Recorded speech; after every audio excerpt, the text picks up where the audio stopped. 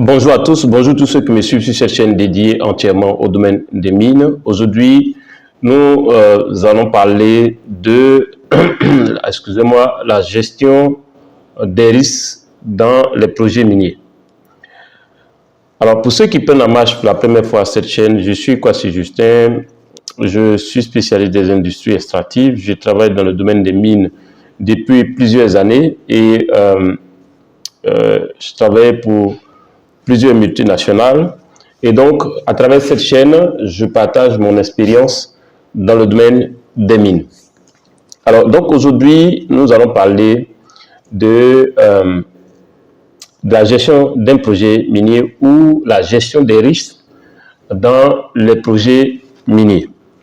Alors, déjà, ce que vous devez noter, c'est que, comme tout projet, il va avoir un projet minier, il va avoir forcément des risques à gérer. Donc, que vous soyez prestataire dans le domaine des mines, que vous soyez même une compagnie minière ou que vous voulez créer une compagnie minière ou que vous avez l'intention de diriger ou de gérer une compagnie minière ou un projet minier, vous devez, que ce soit en industriel comme en semi-industriel ou en artisanat, vous devez toujours penser à la notion de risque lié à ce projet. Alors, donc, nous allons voir dans cette vidéo la question de la gestion des risques et à la fin de cette vidéo, vous allez avoir tous les éléments pour pouvoir mitiger les risques, gérer les risques et bien entendu réussir votre projet minier. Alors, donc, sans plus tarder, on va on va parler du point numéro 1, c'est que lorsque nous parlons de gestion de risque, la première chose à faire, c'est de participer, disons, le premier point, donc le point principal, l'étape numéro 1, c'est, en matière de gestion des risques, c'est de pouvoir identifier les risques. Donc, quand vous avez un projet minier, les risques peuvent être, les risques liés à des projets miniers sont, on peut dire, ce sont des risques qui sont multiples. Il y a plusieurs types de risques. On peut les classer en plusieurs catégories. Donc, c'est ce que je vais essayer de faire dans cette vidéo. Alors, déjà, en termes d'identification des risques, dites-vous que vous allez avoir des risques géologiques, puisque vous parlez de mines. Donc, tout ce qui parle en matière de mines, vous allez alors parler des questions liées à la géologie. Donc, vous allez avoir des risques qui peuvent être liés à la nature du sous-sol, donc des aspects géologiques. Des risques peuvent être liés à la question, par exemple, des glissements de terrain. Les risques peuvent être liés à la question d'inondation par rapport aux eaux souterraines. Et les risques peuvent être liés aussi à la question de la qualité du minerai. Donc, si par exemple vous avez un projet minier et que la qualité du minerai constitue un problème, alors c'est un risque que vous allez gérer. Par exemple, souvent des compagnies peuvent posséder des permis, donc investir sur ce permis et ne pas trouver la substance utile ou en tout cas suffisamment de substances utiles. Donc ça va être des questions liées à la qualité du minerai. Donc les risques peuvent être multiples et multiformes. Donc j'essaie de vous donner un large éventail des questions de risque, de l'identification des risques. Donc, en termes d'identification des risques, qui est le premier point, vous devez, en termes de mines, vous devez tenir compte des risques liés à la géologie. Vous devez tenir compte des risques liés aux paramètres environnementaux. Donc, ça peut être l'impact de l'activité minière qui est sur l'environnement, notamment la pollution, par exemple, des eaux, la pollution de l'air, la pollution ou la destruction, par exemple, de la biodiversité, la gestion des déchets miniers. Donc, ça, ce sont des risques que vous devez identifier et gérer. Donc, un projet minier peut générer des risques liés à la géologie. Il peut, pas qu'il génère forcément, mais il peut être, si vous voulez, influencé par des risques liés à la géologie. Par exemple, si vous forez et que le minerai que vous récupérez, la substance utile n'est pas suffisante, c'est un risque. Donc, il y a le risque de fermer ce projet de ne pas pouvoir continuer parce que le minerai, la qualité du minerai n'est pas celle que vous recherchez. Donc, les risques peuvent être liés à la géologie. Les risques peuvent être liés aux paramètres environnementaux. Les risques peuvent être liés vous pouvez avoir des risques sociaux. Quand vous travaillez sur un projet minier, vous devez intégrer les risques sociaux. Alors, il s'agit de quoi? Les risques sociaux, il s'agit par exemple des relations communautaires, donc relations avec la communauté locale.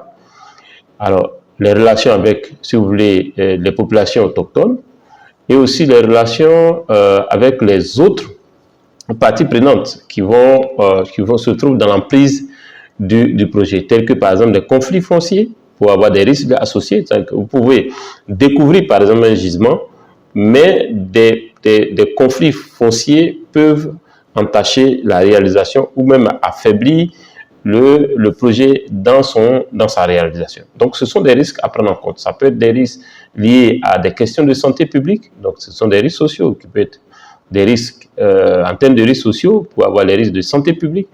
Et vous pouvez avoir, par exemple, des perturbations sociales. Donc, en termes d'identification de risques, vous devez tenir compte des risques sociaux.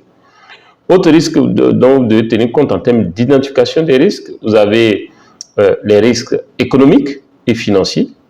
Donc, cela concerne, par exemple, la volatilité des prix, c'est que les prix des matières premières. Donc, si vous êtes en train, par exemple, de faire une exploitation de l'or et que le coût de l'or chute, c'est un risque. Donc, ça peut courir le risque de peut-être fermer le projet, arrêter le projet, etc. Donc, il y a des risques économiques et financiers que vous devez déjà intégrer et trouver des moyens pour contrôler ces risques. Donc, ça peut être alors les fluctuations du taux d'échange, donc par rapport à la substance utile que vous exploitez. Ça peut être les risques liés au coût de production. Donc, si le coût de production augmente, ça peut avoir un impact sur la gestion de ce projet. Donc, les risques en matière, la gestion des risques en matière, donc nous parlons de la gestion des risques en matière de projet minier. Donc, ça concerne et les prestataires et les compagnies. Par exemple, si vous avez une entreprise qui offre des prestations dans le domaine des mines, s'il y a une modification, par exemple, du coût de la substance utile, ça peut aboutir à des arrêts de contrat. Par exemple, la compagnie minière, par exemple, qui vous a commandé des choses, peut arrêter ses activités et ça peut... Donc, si vous êtes un prestataire, vous devez aussi faire une analyse des risques. Donc, là, par rapport à un projet minier, si vous avez une entreprise minière, vous devez faire aussi l'analyse des risques. Donc, l'analyse des risques ne concerne pas uniquement la compagnie minière, mais ça concerne aussi les prestataires. Donc, et moi, ce que je conseille, c'est que tous ceux que je coach, je les aide à identifier les risques et à se préparer pour faire face à ces risques si ça arrive. Un exemple. Si vous êtes vous travaillez pour une compagnie, enfin, vous êtes un prestataire dans le domaine des mines, au lieu de peut-être avoir, de faire de la fourniture sans avoir une assurance, il va falloir par exemple prendre une assurance, de sorte que s'il y a un défaut de paiement par rapport à votre client, l'assurance puisse vous permettre de continuer de vos activités. Donc, ce sont des éléments que j'analyse avec ceux que je coach pour pouvoir véritablement... Par exemple, si vous prenez quelqu'un qui fait du semi-industriel, généralement, il ne pense pas au fait que, étant donné qu'il a un permis et que dans le cadre du semi-industriel, il faut avoir possédé le permis d'exploitation d'abord avant de se lancer dans 6 mois d'exploration et passer à l'exploitation, le niveau de risque est là. Vous pouvez faire toute la démarche, obtenir le permis d'exploitation et il se trouve que quand vous allez faire les tests, vous allez vous rendre compte que la zone est stérile, il n'y a pas la substance utile ou peut-être il n'y a pas suffisamment ou ce qui est là n'est pas économiquement exploitable. En ce moment, vous n'avez pas prévu cela et cela peut être un énorme souci. Donc, alors, si quelqu'un me contacte, par exemple, qui veut investir dans le semi-industriel, je vais déjà lui présenter les problèmes, les questions de risque, les risques possibles ou les risques probables, et lui dire pour chaque risque, qu'est-ce qu'il faut faire. D'accord? Donc, l'objet, c'est ça. Alors, Autre risque, en l'identification des risques, toujours on est au niveau de l'identification des risques, j'ai parlé de risques géologiques, des risques environnementaux, des risques sociaux, des risques économiques et financiers. Il y a aussi des risques politiques et réglementaires. Donc, ces risques-là, par exemple, vont concerner, en termes de risques politiques et réglementaires, ça va être lié au fait qu'il peut y avoir une instabilité politique. Par exemple, vous investissez, moi je prends le cas aujourd'hui de certains pays, si vous voulez, du Sahel, qui ont vu des compagnies minières se retirer de ces zones à cause de la pression sécuritaire sur ces zones. Donc, étant donné qu'il y a cette pression sécuritaire, cela va empêcher, par exemple, la continuité de l'activité. Et ce risque-là, si la compagnie n'avait pas pris ça en compte dans son principe, dans son système de gestion des risques en matière de ce projet minier, cela peut être un gap qu'il va falloir gérer. Et lorsqu'on n'est pas préparé pour ça, ça peut être compliqué. Donc, on a aussi, disons, en termes de risques liés aux aspects réglementaires ou aux aspects politiques, vous avez par exemple le cas de changement législatif. Donc, certains pays peuvent changer la loi minière pendant que des compagnies avaient déjà commencé à investir sur la base de l'ancienne loi minière. Et donc, s'il y a un changement de la loi minière et qui n'est pas en faveur, je vais prendre par exemple un exemple très simple. Au niveau du Mali, il y a eu une modification de la loi minière. Et cette modification-là, des compagnies qui n'avaient pas peut-être prévu ce risque, aujourd'hui sont obligées de se réadapter, se réorganiser, peut-être rediscuter avec les décideurs du Mali pour pouvoir trouver un terrain d'entente et continuer leur activité. Donc ces risques, il faut les intégrer. Donc ça fait partie des risques politiques et réglementaires. Donc il y a aussi des problèmes de gouvernance et de corruption qui sont des éléments de risque qu'il faut prendre en compte. Dans certains États, il peut y avoir des questions de corruption, des questions de gouvernance qui peuvent amplifier les questions de risque liées à la politique et réglementaire. Donc, autre risque, sont les risques, par exemple, liés à la santé et à la sécurité. Donc, ça va concerner principalement les questions d'accidents de travail, d'accidents du travail, des maladies professionnelles, et aussi les maladies et les problèmes de sécurité qui sont liés aux opérations minières. Donc, vous devez, première chose, en matière de gestion des risques dans un projet minier, faire l'identification des risques. La deuxième chose, c'est de faire une évaluation des risques. C'est deux choses différentes. L'identification des risques est différente de l'évaluation des risques. Alors, en ce qui concerne l'évaluation des risques, une fois que vous avez identifié les risques, ce que vous devez faire, il va être nécessaire d'évaluer ces risques en termes de probabilité d'occurrence, ça peut être l'occurrence que ces risques arrivent, et l'impact potentiel que si ce risque-là est confirmé, enfin se présente effectivement, quel est l'impact potentiel de ces risques. Donc faire une évaluation de risque. Et cette évaluation-là va faire quoi? Va permettre de prioriser les risques et aussi de se concentrer sur les efforts sur chaque risque et sur les efforts sur les risques les plus critiques d'ailleurs. Donc on va prioriser, on va hiérarchiser les risques et en fonction de cette priorisation, c'est pour ça qu'on fait l'évaluation. Les risques les plus, si vous voulez, les plus critiques, on va rapidement chercher à les régler et progressivement atténuer tous les risques. Alors, donc, quand on a fait l'évaluation des risques, la troisième étape en matière de gestion des questions de risque dans un projet minier, c'est la troisième étape, après l'évaluation qui est la deuxième étape, l'évaluation des risques, il faut, la troisième étape, procéder à une atténuation de ces risques. Alors, comment on va atténuer ces risques? Alors, pour ça, en termes d'atténuation, ce que moi je conseille, en tout cas selon mon approche, c'est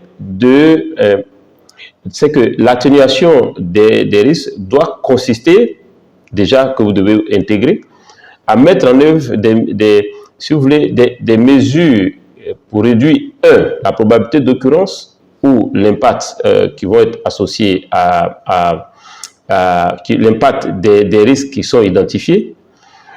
Et donc, quand vous le faites, vous devez, une fois que vous avez fait,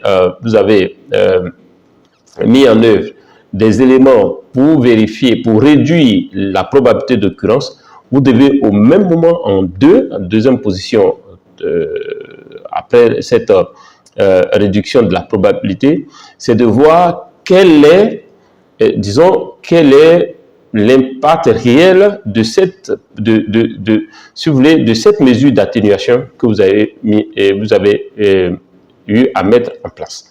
Donc, vous mettez en place des mesures d'atténuation. 2, vous devez avoir ce qu'on appelle un système de mesure de l'efficacité de cette mesure d'atténuation. Alors, donc, pour ça, ces mesures-là, d'autres mesures d'atténuation doivent inclure ou peuvent inclure, pourraient éventuellement inclure, ça ce sont des suggestions que je fais, je n'ai pas la science infuse, mais c'est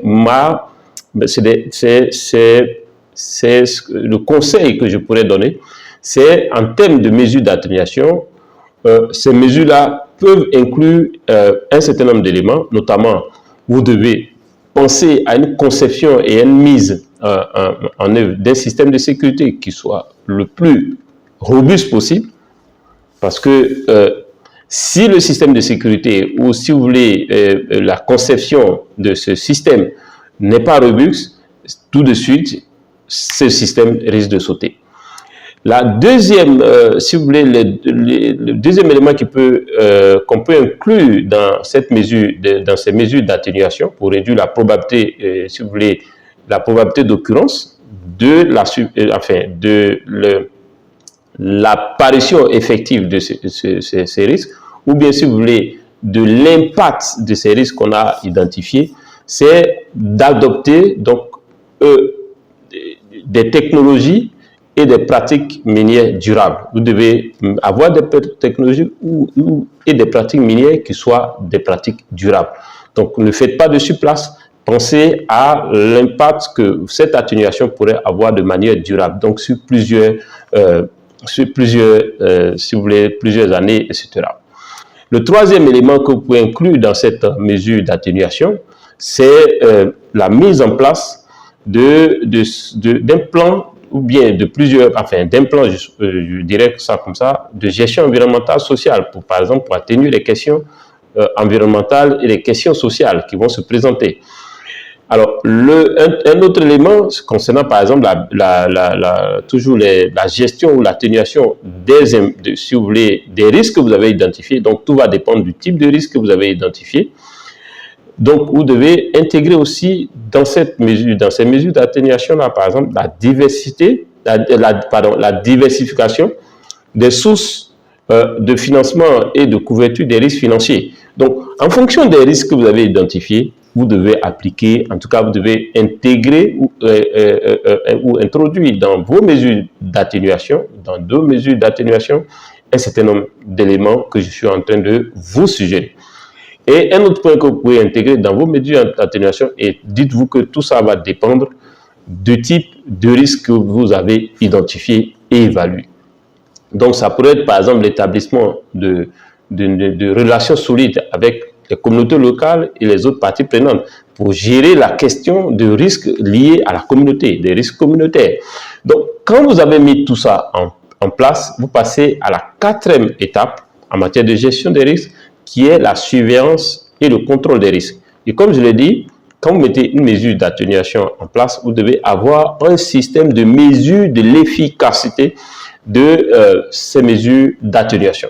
Et donc, et ça, je ne sais plus, au mois de l'an dernier, au mois d'août, j'ai pu prendre la parole devant un certain nombre d'experts pour exposer, pour donner mon avis sur des questions de surveillance et de contrôle des risques concernant les projets miniers. Alors, en ce qui concerne ce 4e point, cette 4e étape que vous devez appliquer, qui est la surveillance et le contrôle des risques, c'est d'avoir une approche qui va être une approche concernant la gestion des risques sous forme de processus. Donc, vous devez mettre en place, en termes de gestion de processus, vous devez concevoir votre gestion des risques comme un processus continu.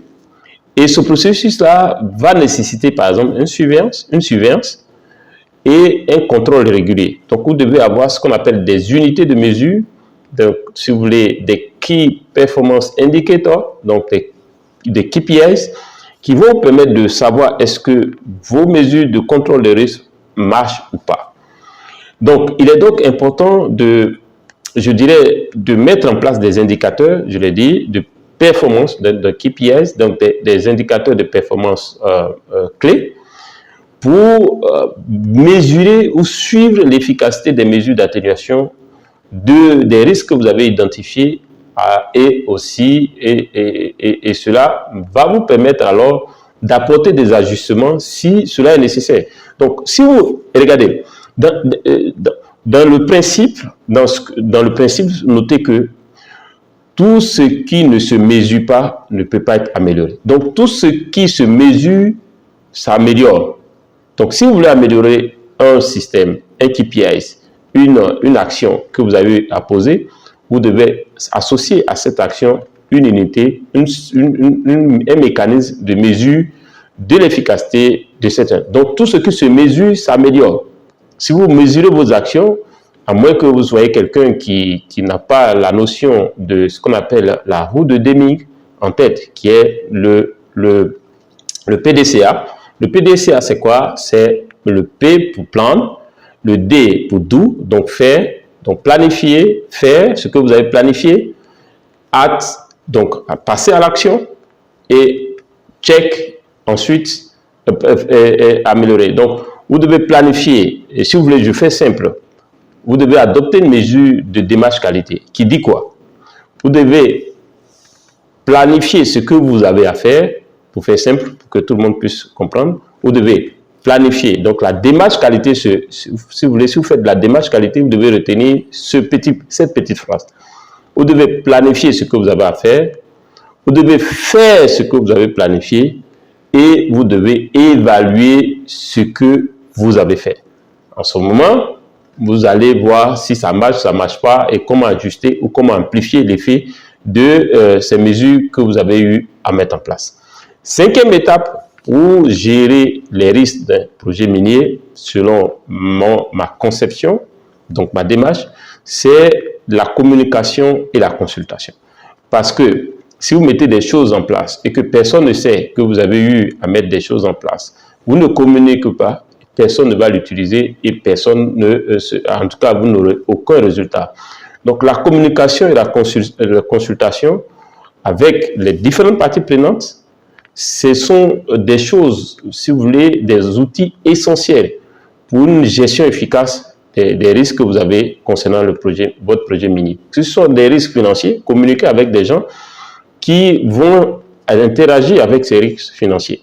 Si ce sont des risques communautaires ou des risques au plan social, communiquer avec des personnes qui vont interagir avec ces risques et qui pourront véritablement vous aider à atténuer ou même à supprimer ces risques.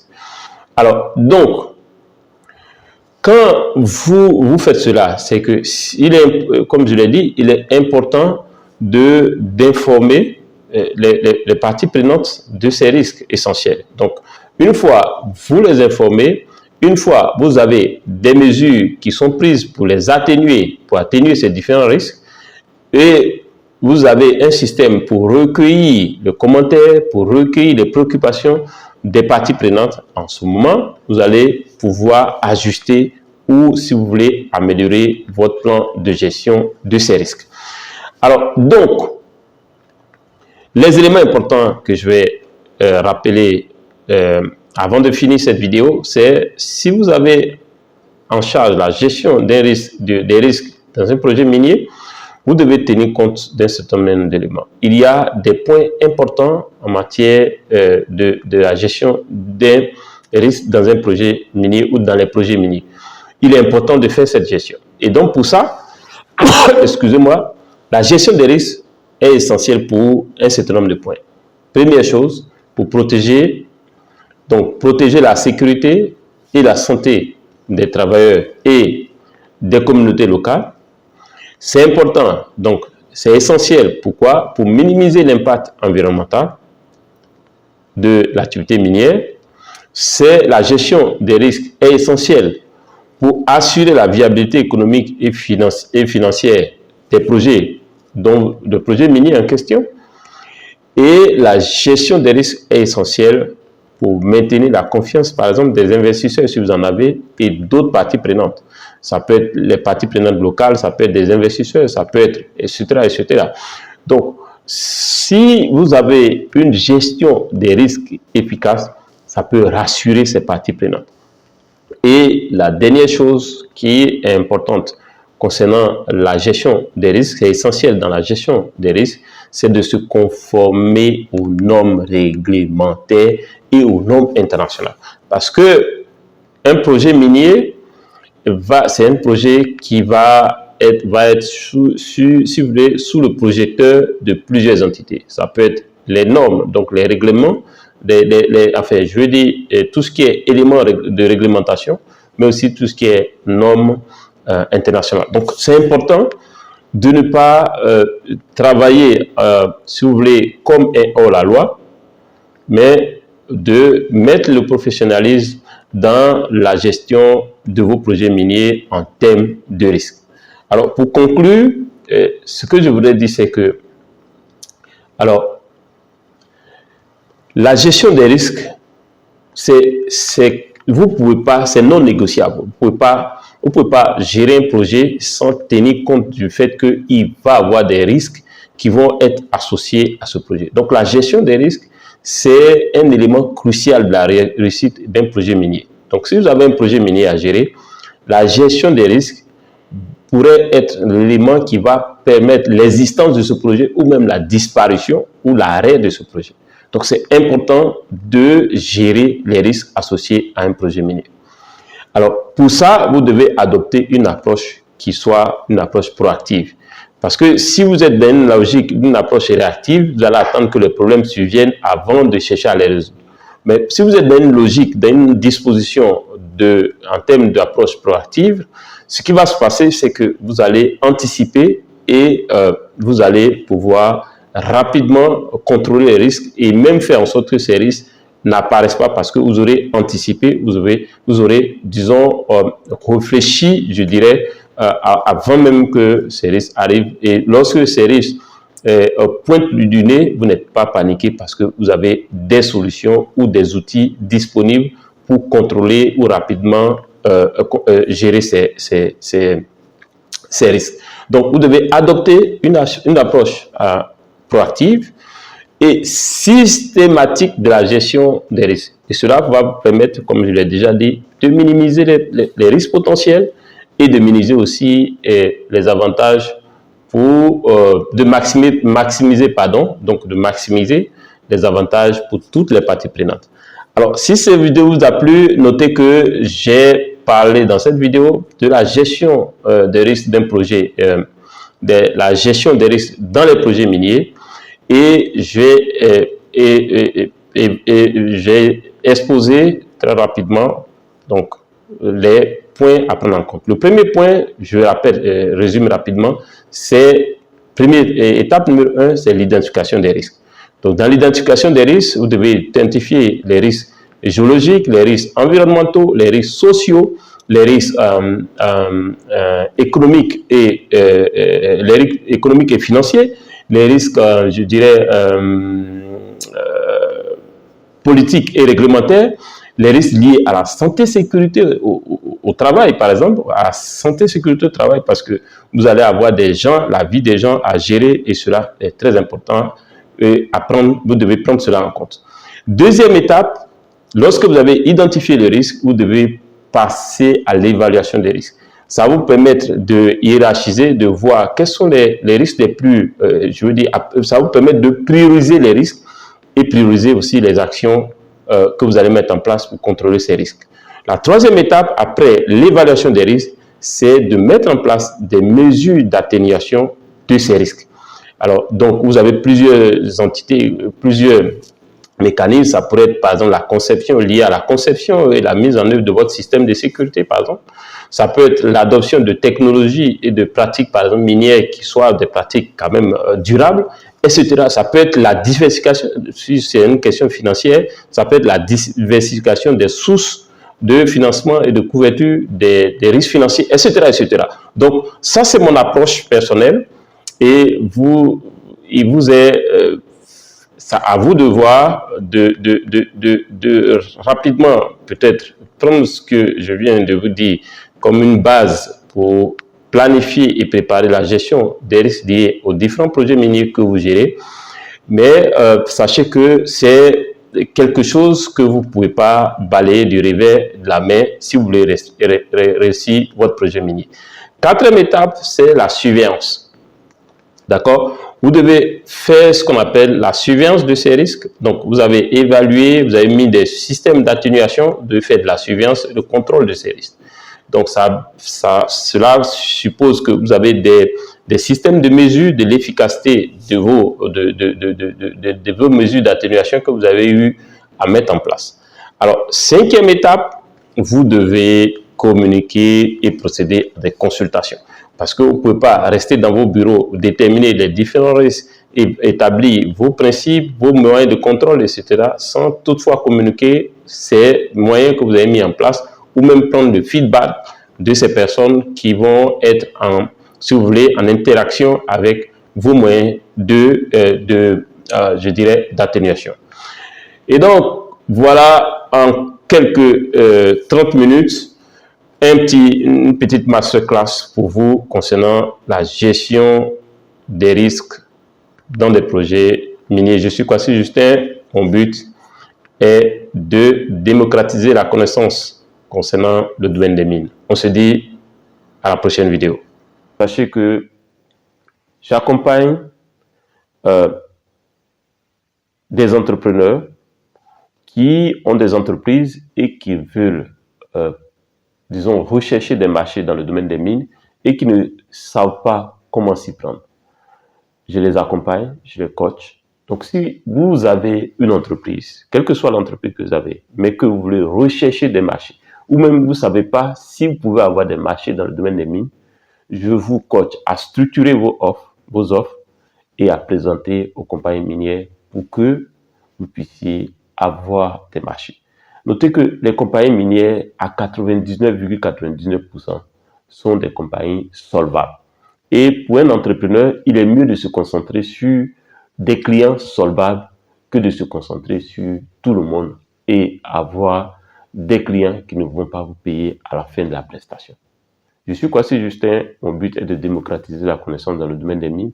Si vous êtes intéressé, si vous voulez qu'on en discute, on discute de ce que vous faites actuellement et pourquoi est-ce que vous voulez avoir des marchés dans le domaine des mines, on va regarder ensemble et s'il y a lieu de vous conseiller, de vous guider, nous allons en discuter et faire la décision ensemble. On se dit à la prochaine vidéo et notez que vous pouvez me contacter. Regardez dans la description de cette vidéo, vous pouvez me contacter soit par WhatsApp ou directement me contacter via un formulaire, de sorte que derrière, un membre de mon équipe ou moi-même, je vais vous appeler et nous allons discuter. Merci et à la prochaine vidéo.